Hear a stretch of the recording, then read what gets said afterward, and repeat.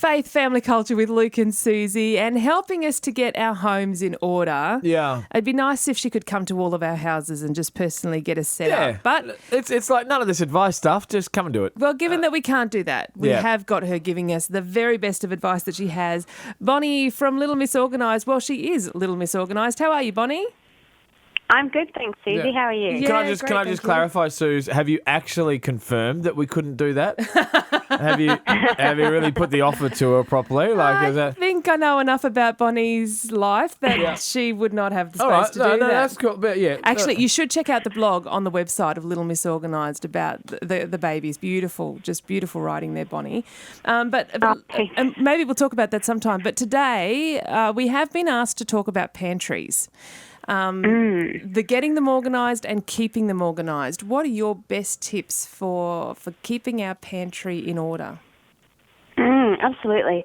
I think the biggest problem with pantries is that we have this culture of over-acquisition. We always feel like there's no food in the house if the pantry has any bare spaces. So there's just this culture of we've got to stock up, we've got to, the world is ending or something like that, and we've always got to have way too much food in the cupboard. And consequently, because of that, we can't find things go out of date, and new stuff gets bought and just shoved on top. We can't find things that we bought, a few months ago, so we buy another one, and it's just this kind of vicious cycle. So probably the first step for people to do is to stop overbuying. Make sure that when they go out, they've got a list of exactly what they need and maybe a couple of things that they want to buy, but not focusing on getting, 6 of one item because it's on sale, because the amount of houses we go into that have got, 6 boxes of cereal that went out of date a couple of months ago because they bought them on sale, it's actually a real waste. Yeah, what a bargain. Yeah. What a bargain. Yeah. Well, it is a bargain, but at the same time, if you weren't going to pay full price for an item,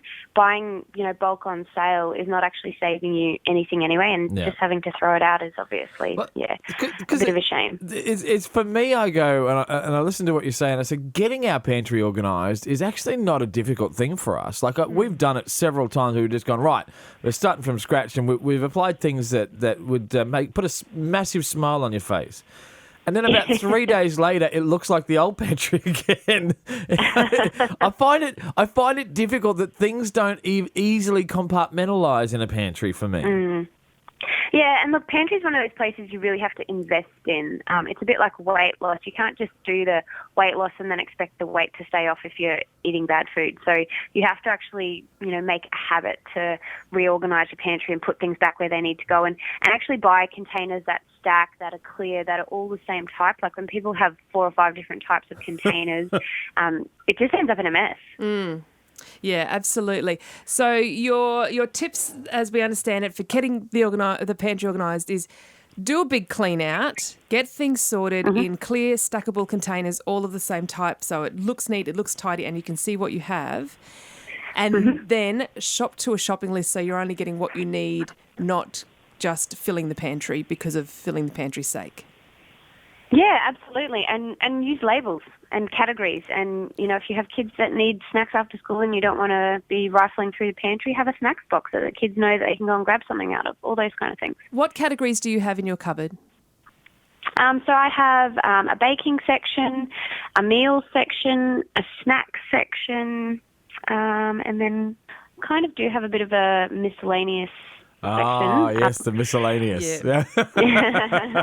But I know what's in there and I take control of it, so it's okay. Because she is Little Miss Organised. That sounded like Little Miss Organised. If somebody else puts the wrong thing in the wrong place, it becomes Little Miss Grumpy. No.